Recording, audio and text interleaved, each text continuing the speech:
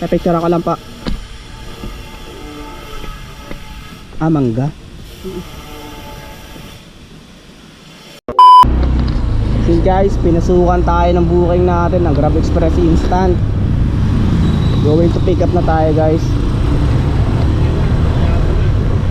Nasa 2.3 km yung ating pick up location. Medyo malayo-layo din. Si customer 1 kilogram lang naman yung papadala niya. Magaan lang siguro.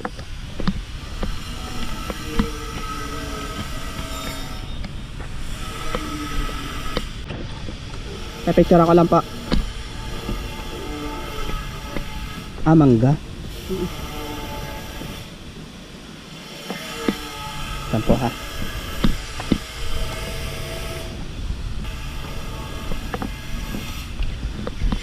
Ito po. Iyon.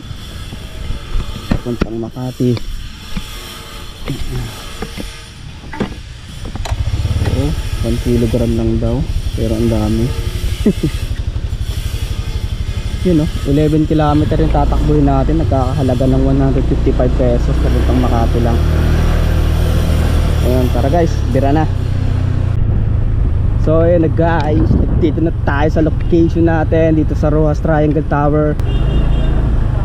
2 Rojas Triangle po. Lalabas po ako. Pangapat na puno. Ano pa?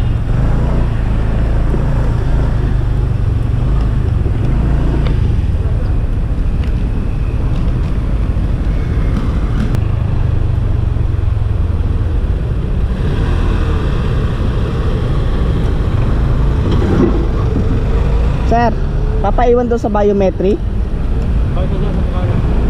Thank you.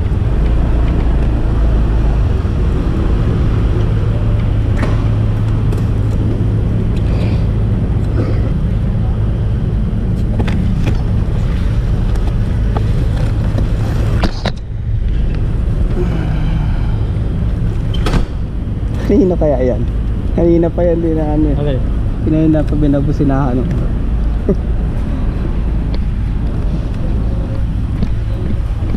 Chip, itong pinto na to. Thank you. So yun na nga guys, at pinaiwan na ni customer yung mangga na pinadeliver. Kaya ayun, so ang nakabook dong guys, nagulat ako. Madalas ganyan naman yung mga customer natin eh. Madalas ibubuk nila 1 kilo.